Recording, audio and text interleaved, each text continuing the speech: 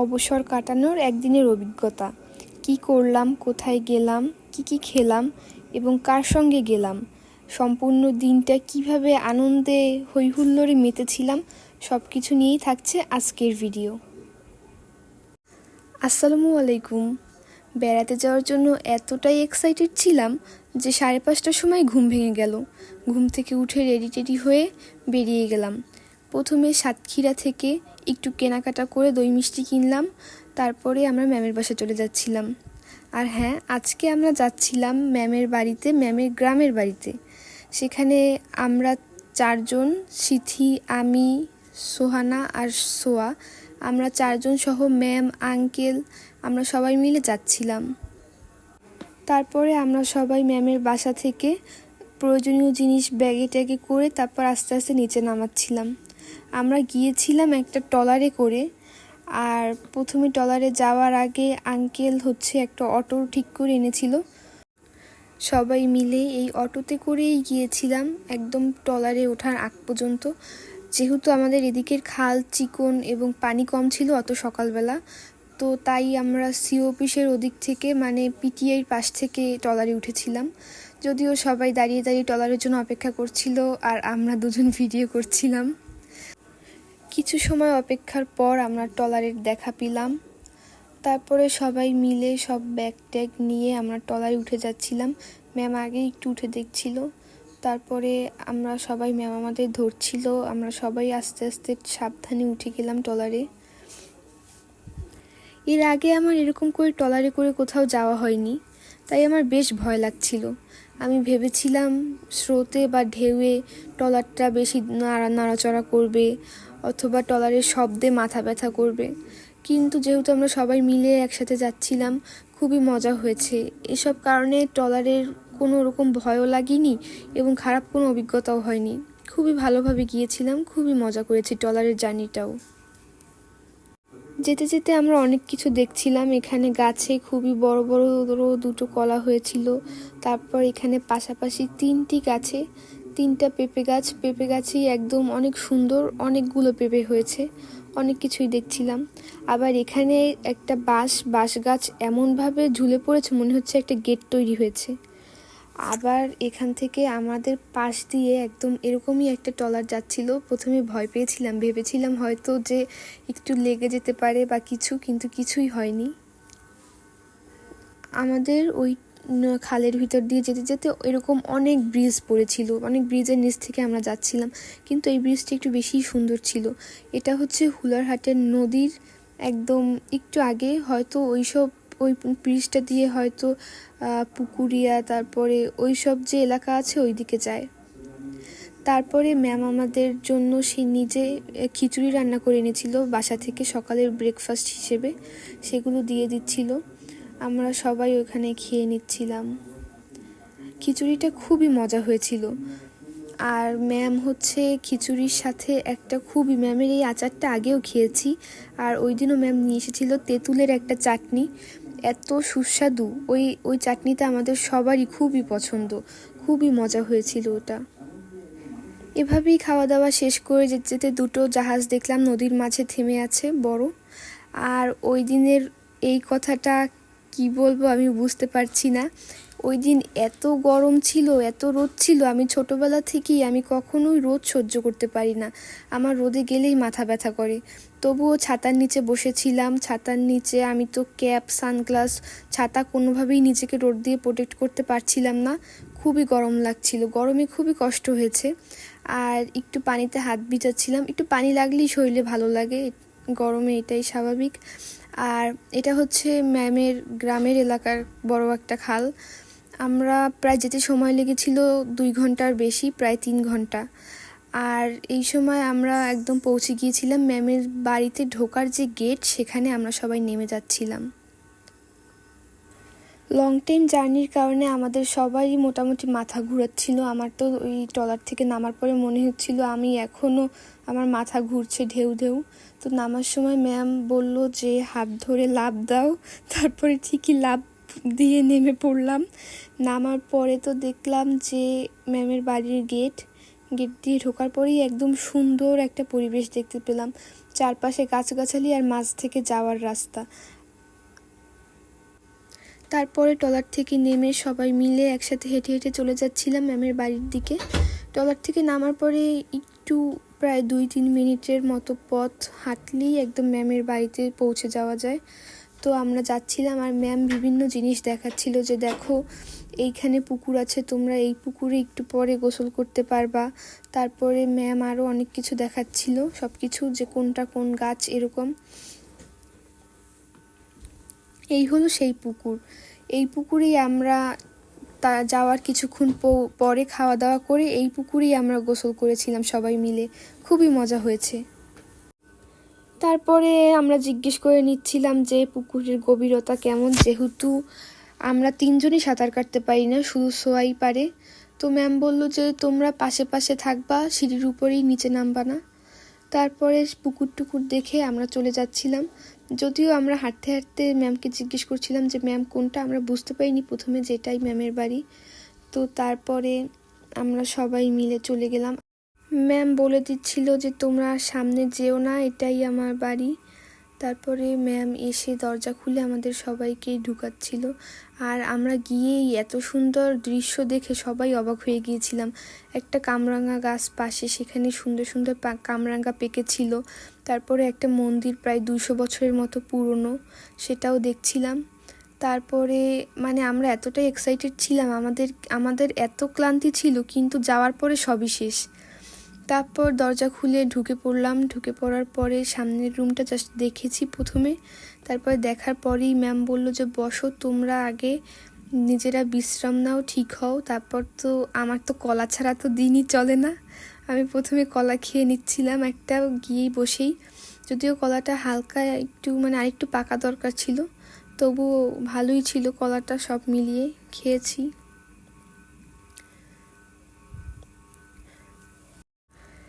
তারপরে কলা খাওয়া শেষে ম্যাম বলছিল যে আসো আসো দেখে যাও সব কিছু। তারপরে দেখলাম এখান থেকে ম্যামের ঘরের উপরে আবার দোতলায়ও যাওয়া যায়, আর এপাশে একটা খাট ছিল। তারপরে সোজা গিয়ে এপাশে আরেকটা রুম পাশে, হাতের ডান পাশে। তারপরে সোজা যাওয়ার পরে হচ্ছে এক পাশে ম্যামের রান্নাঘর, আরেক পাশে হচ্ছে খাওয়ার ব্যবস্থা। ওখানে বসেই আমরা দুপুরে খেয়েছিলাম। গ্রামটা যেমন সুন্দর ছিল, খুবই নিরিবিলি, খুবই সুন্দর, কোনো এক্সট্রা কোনো ঝামেলা নেই, কিছু না। বাড়িটাও ঠিক তেমনই সুন্দর ছিল। তারপরে আমরা সবাই মিলে একটু ফ্রেশ হয়ে ড্রেস চেঞ্জ করে আঙ্কেল আমাদেরকে তার গ্রাম দেখাতে নিয়ে যাচ্ছিল। আর আমরা যে এতটা দূর থেকে গিয়েছি, আমরা জাস্ট ড্রেসটা চেঞ্জ করার পরে যখনই বাইরে বের হলাম সব কিছু শেষ হয়ে গিয়েছে, সব ক্লান্তি সব কিছু দূর হয়ে গিয়েছে। গ্রামে নতুন নতুন জিনিস, বিভিন্ন ফলমূল এবং বিভিন্ন বাড়ি দেখে আমি কি বলছিলাম নিজেরাই শুনে নিন। ও বেলা তো নিচে হইছে।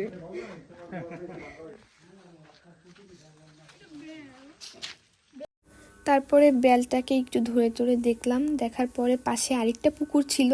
এই পুকুরটাও সুন্দর, ঘাটটাট করা। এই পুকুরটাও দেখে নিলাম। পুকুরটাও বেশ বড় ছিল, কিন্তু পানিটা আটকা ছিল, এই কারণে পানিটা হয়তো খুব ভালো ছিল না, একটু সবুজ সবুজ। পুকুর টুকুর দেখা শেষে আমরা সবাই মিলে গ্রামের মাঝ দিয়ে হেঁটে হেঁটে যাচ্ছিলাম। এইদিকে খুব একটা বাড়িঘর নেই, খুব একটা কি নেই বললেই চলে। এখানে শুধু বাগান চারিদিকে। এখানে সামনে গিয়ে আছে হচ্ছে পেয়ারার বাগান, লেবুর বাগান, সেগুলাই আঙ্কেল দেখাচ্ছিল, সেগুলো দেখতে যাচ্ছিলাম। তো আমি আবার বললাম একটু সবাইকে একসাথে দাঁড়াতে, একসাথে ভিডিও করার জন্য। সবাই আসলো।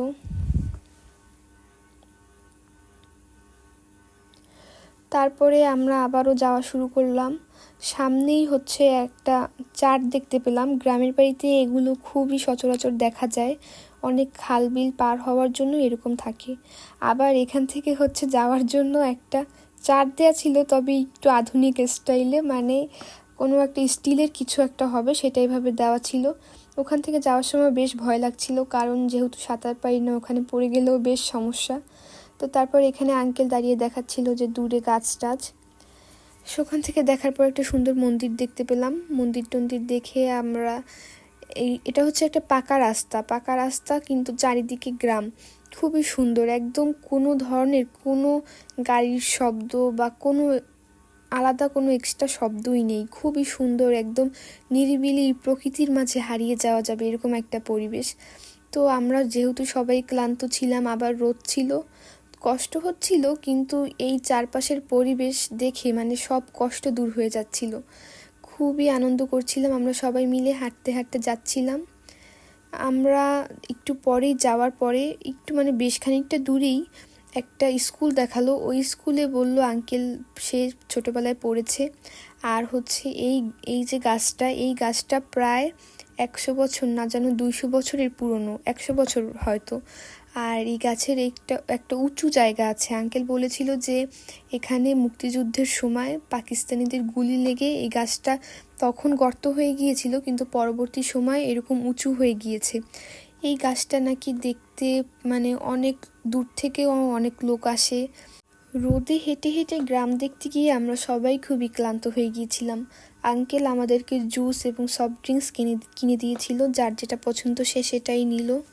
তারপরে ওখান থেকে খেয়ে বাসায় আসার পরে একদম গাছের ছিল সব কয়টা ফলই, বাতাবি, কলা, আমরা সবই ম্যামের গাছের। তারপরে আমরা রেডি হয়ে গেলাম পুকুরে নামার জন্য। তারপর পুকুরে গিয়ে যেহেতু সোয়া সাঁতার কাটছিল, ও একাই সাঁতার পারে, সিথিও হালকা পারে, আর সোহানা আর আমি একদমই পারি না। তো আমরা পাশে বসেই একটু আনন্দ করছিলাম, ভিজেছিলাম, অনেক মজা হয়েছে পুকুরে। অত গরমের ভিতরে পানিতে নামতে পেরে এত মজা লেগেছে, আর ম্যাম আমাদেরকে পাশে বসে দেখছিল। তারপরে বাসায় এসে গোসল টোসল সেরে কামরাঙ্গা খেলাম। সব থেকে মজার বিষয় হচ্ছে জামা কাপড় ঠিকই শুকা দিলাম, কিন্তু যেহেতু ওই বাড়িতে কেউ থাকে না, দড়িও পুরনো, আমাদের সবার জামা কাপড়ের ওজনে দড়ি ছিঁড়ে পড়েছে, সবার ধোয়া ভিজা জামা কাপড়। তারপরে তো আঙ্কেল আর ম্যাম এসে আঙ্কেল আবার দড়িটাকে উঠিয়ে দিল। তারপরে কি আর করার, আবার তো আর ধোয়া যায় না, ওই অবস্থায় শুকা দিলাম। বাসায় এসে তারপরে আবার নতুন করে ধুতে হয়েছিল। আর ম্যামের বাড়িতে একটা টিউবওয়েলও আছে। আমরা সবাই গোসল করে একটু বাইরে দাঁড়িয়েছিলাম, তখন স্মৃতি আর আমি হচ্ছে টিউবওয়েলের পানি চেপে চেপে বের করলাম, বেশ ভালোই লেগেছে। তারপরে হচ্ছে টিউবওয়েলের পানি, এই পানিটাই হচ্ছে ম্যাম গ্রামের সবাই খায়। আর এই পানিটা হচ্ছে সোয়া, প্রথমে আমি চাপছিলাম, সোয়া খেয়ে দেখছিল পানিটা কেমন। ও বলল যে পানিটা লবণ না, কিন্তু একটু গন্ধ আলাদা। আর আমি ছোটোবেলা থেকেই কোনোদিনও আমি টিউবওয়েলের পানি খেতে পারি না, আমি একবার একটু মুখে দিয়েছিলাম, আমার ভালো লাগেনি। এখন খাওয়ার আগে আমি হাত ধোয়ার সময় আমি একটু ভিডিও করছিলাম, দেখলাম পিছন থেকে সখী এসে হাজির। তারপরে হাতটা ধুয়ে খেতে বসে গেলাম। বিরিয়ানিটা ম্যাম নিজের হাতে রান্না করেছিল, খেতে খুবই সুস্বাদু হয়েছিল, এবং ম্যাম এত বেশি পরিমাণে দিয়েছিল যেটা খাওয়া আমার পক্ষে অসম্ভব ছিল। তারপরে ম্যাম একটু কমিয়ে দিয়েছিল বিরিয়ানিটা খেতে খুবই মজা হয়েছে। আর তারপরে তো আমি খাওয়া শুরু করে দিয়েছিলাম। পাশে ম্যাম হচ্ছে আরেকটা নতুন খাবার খাওয়ালো, সেটার নাম হচ্ছে রায়দা। ওটা হচ্ছে দই আর শসা, এই দুইটা আইটেম মিক্সড করে তারপর বানাতে হয়। আমি এর আগে কখনো খাইনি, কখনো চিনি না, তবে ম্যামের কাছেই প্রথম খেয়েছি, ওটাও আমার কাছে বেশ ভালো লেগেছে। খাওয়া দাওয়া শেষে একটু সময় রেস্ট নেওয়ার পরে তারপরে হচ্ছে আমাদের যাওয়ার সময় হয়ে এলো। আমরা সবাই ব্যাগটা গুছিয়ে রেডি হয়ে নিলাম। তারপর রেডি হয়ে বাড়ি থেকে বের হয়ে গেলাম। বাড়ি থেকে বের হয়ে আমরা অপেক্ষা করছিলাম, ম্যাম দরজা টরজা সব কিছু আটকিয়ে নিচ্ছিল। গ্রামের পরিবেশটা খুবই সুন্দর, সবাই আশেপাশের লোকজন এসেছিল, তারা কথা বললো, তাদের সাথেও কথা বলে বেশ ভালো লেগেছে। তাদের সাথে যে আমাদের প্রথম দেখা হয়েছে সেটা বোঝার কোনো উপায় ছিল না। তারা খুবই মিশুক, খুবই ভালো মনের মানুষ। আর এখান থেকে যাওয়ার সময় আবার একটু ম্যামের যে গাছের বাতামি খেয়েছিলাম, সেই বাতামিগুলোকে আবার একটু ভিডিও করে নিচ্ছিলাম। তারপরে তো আমরা সবাই চলে যাচ্ছিলাম, যাওয়ার সময় একটু ভিডিও করে নিচ্ছিলাম, আবারও সেই পুকুরের পাড় দিয়ে সেই রাস্তা দিয়ে আবারও চলে যাচ্ছিলাম সবাই মিলে। আসলে জার্নিটা এতটাই ভালো ছিল, আমাদের সম্পূর্ণ দিনটা কোথা থেকে চলে গিয়েছে, কিভাবে গেল বুঝতেই পারিনি। আসলে ভালো সময় তাড়াতাড়ি যায়, সেদিনই বুঝতে পারলাম। খুবই আনন্দে ছিলাম। তো তারপরে আবার ঠিক তখন 4:30টার মতো বাজে, তখন আমরা আবার ট্রলারে উঠে গেলাম। তো ওখান থেকে হচ্ছে একটা গাছের পাশ দিয়ে ওঠা লাগে, একটা কাঠ দিয়ে দিয়েছিল, কাঠের মাধ্যমে আমরা সবাই উঠে গেলাম। তারপর আমি উঠে আবার সিথিকে ধরলাম, হ্যাঁ সিথিকে ধরেছিলাম। তারপরে আমরা সবাই ট্রলারে উঠে গিয়েছিলাম। ম্যাম পিছনে এসেছিল। প্রথমে সোয়া আর সোহানা ওপাশে বসেছিল, তারপর ওদের কাছে ফোনটা দিলাম, ওরা আমাদেরও ভিডিও করে দিচ্ছিল। আর সিথি হচ্ছে ম্যামের গাছের কামরাঙ্গা ট্রলারেও নিয়ে এসেছিল, ওখানে বসে খাচ্ছিল ও। তারপরে আবারও আমরা যেতে যেতে সেই যে 100 বছরের পুরনো যে গাছটা আঙ্কেল আমাদেরকে দেখালো, গাছটা সম্পর্কে বলল, সেই গাছটা আবার দেখতে পেলাম। আমরা যে গ্রামের রাস্তা দিয়ে বাজারের ওদিকে গিয়েছিলাম, ঠিক সেই পাশ দিয়েই আমরা আবার বাড়িতে ফিরছি। এই সময় আমরা সবাই মিলে একটু ভিডিও করে নিচ্ছিলাম, ম্যাম, সোয়া, আমি, সিথি, আঙ্কেল সবাই ছিল। তারপরে অনেকটা দূর যাওয়ার পরে এই বাজারটার নাম ছিল খুব সম্ভবত ভীমরুল বাজার। আমি যদি ভুল না করি ভীমরুল বাজারই হবে নামটা আমার ঠিক মনে নেই। আমি জীবনের প্রথমবারই ওই বাজারে গিয়েছিলাম, তাই এটা সম্পর্কে আমার খুব একটা ধারণা নেই। এটা হচ্ছে পিরোজপুরের একমাত্র ভাসমান বাজার। প্রতি বছর পেয়ারার সিজনে এখানে নৌকায় করে পেয়ারা বিক্রি করা হয়, বা এলাকার আশেপাশের মানুষ যারা ক্রেতা তারাও নৌকায় করে আসে, এবং যারা বিক্রেতা তারাও নৌকায় করেই বিক্রি করে। তো এখানে আবার একদম নদীর মাঝে একটা সুন্দর একটা মন্দির দেখতে পেলাম।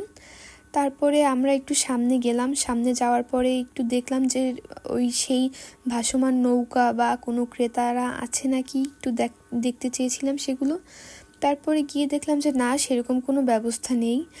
তাই আমরা ওখানে গিয়েছিলাম ঠিকই, তবে ওখান থেকে ঘুরিয়ে আবার সেই মন্দিরের ঘাটে এসে পৌঁছলাম। মন্দিরের ঘাটে এসে একটু সময় ঘোরাফেরা করে দেখলাম। আর এখান থেকে আমরা যখন ওদিকে যাচ্ছিলাম, তখন পাশ থেকে আরেকটা ট্রলার না লঞ্চ কি বলবো জানি না, একটা যাচ্ছিল, তারাও ঘুরতেই এসেছিল। তারপরে ওখানে গিয়ে আমরা এখন তো সিজন নেই, তাই 2-1টা নৌকা ছিল, ওখান থেকে ম্যাম পেয়ারা কিনেছিল, আমরাও পেয়ারা কিনে নিলাম। ওখানে ডালা হিসেবে বিক্রি করছিল, একটা ডালা ধরে সম্পূর্ণ কিনতে হয়। তো পেয়ারা কিনে নিলাম। পেয়ারা কেনার পরে তো আমরা সেই যে বললাম মন্দিরেও যাব, সেই মন্দিরে গেলাম। মন্দিরে যাওয়ার পরে আমরা শুধু বাজারের দিকে আর যাইনি, সময় মন্দিরে দাঁড়িয়ে ঘোরাফেরা করে দেখে আবারও ট্রলারে উঠে গেলাম। এখানে আমরা প্রায় 10 থেকে 15 মিনিটের মতো দাঁড়িয়েছিলাম। তারপরে আমরা আবার চলে গেলাম। তারপরে মন্দিরটা একটু ভালোভাবে দেখার পরে আমরা আবার ট্রলারে উঠে গেলাম। ট্রলারে ওঠার পরে একটা ছোট পেয়ারা আমার কাছে মনে হয়েছিল যে এটা খাওয়ার মতো পরিপক্ক হয়েছে, তাই ওটা আমি ধুতে গিয়েছিলাম, কিন্তু আমি পারছিলাম না, তাই সিথিকে দিলাম। সিথি আমাকে পেয়ারাটা ভালোভাবে ধুয়ে দিল। তারপরে ও দেওয়ার পরে খেয়েছিলাম, পেয়ারাটা ভালো লেগেছে, মিষ্টি ছিল। তারপরে এখানে আমরা ওখানে পেয়ারা দেখার জন্য যেমন ভাসমান বাজার রয়েছে পেয়ারা কেনার জন্য, ঠিক তেমনই এখানে বিভিন্ন পেয়ারাকে কেন্দ্র করে বিভিন্ন পার্কও ছিল। এটার নাম ছিল পেয়ারা পার্ক আর কি। এটা হচ্ছে সিঁড়ি দিয়ে উঁচু উঁচু ব্রিজের মতো, আর সেখানে বিভিন্ন টঙের মতো বানানো, সেখানে দাঁড়িয়ে মানুষ ছবি তুলে ভিডিও করে। পেয়ারার গাছ আশেপাশে রয়েছে সেখানে দেখা। এটা একটা পিরোজপুরের খুবই দর্শনীয় স্থান। এখানে প্রতি বছর বাংলাদেশের বিভিন্ন জেলা থেকে প্রতি বছরই এখানে অনেক পর্যটক আসে শুধুমাত্র এটা ঘুরে দেখার জন্য। এখানে প্রবেশ মূল্য ছিল মাত্র 30 টাকা। আমাদের হাতে যেহেতু সময় ছিল না, আমরা যেহেতু 4:30টার সময় বাসা থেকে বের হলাম, ওই ভীমরুল বাজারে কিছু সময় লাগলো। যেহেতু আমরা পিরোজপুর সদর থেকে এসেছিলাম, বেশ খানিকটা দূরে, যেতেও সময় লাগবে, তাই সময় স্বল্পতার কারণে আমাদের আর পেয়ারা পার্কে যাওয়া হলো না। এখানে একটা কি যেন দেখতে পেলাম, ওটা হয়তো বাঁশের তৈরি খুব সম্ভবত। আর এখানে চারপাশেই, খালের 2 পাশেই হচ্ছে ছিল বিভিন্ন পার্ক ছিল। এটা হচ্ছে আরেকটা পার্ক, এখানে আরেকটা পার্ক দেখলাম। এখানে আবার একটু বসে ছবি তোলার জন্য বিভিন্ন ব্যবস্থা ছিল। আর যে কয়টা পার্ক দেখলাম প্রত্যেকটাতেই হচ্ছে টং ছিল উঁচু উঁচু। যেহেতু এখন পেয়ারার সিজন না কিন্তু আমড়ার সিজন, তাই এখানে হচ্ছে আমড়ার বাজার দেখতে পেলাম। এখানে নৌকায় করে আমড়া বিক্রি করা হচ্ছিল। এখানে বেশ কয়েকটা নৌকা দেখতে পেলাম।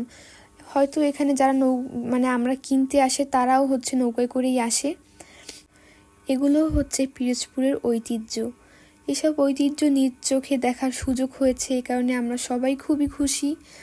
আমরা তারপরে ওইসব দেখে তারপর আমরা একটা খালের ভিতর দিয়ে যাচ্ছিলাম। এই খাল দিয়ে যেতে তারপরে দেখতে পেলাম যে একটা ট্রলারের সাথে একটা নৌকা বাঁধা একসাথে যাচ্ছিল। আর সব থেকে চাঞ্চল্যকর মজার বিষয় হচ্ছে আমরা ম্যামের বাড়ির সামনে থেকে আবার যাচ্ছিলাম।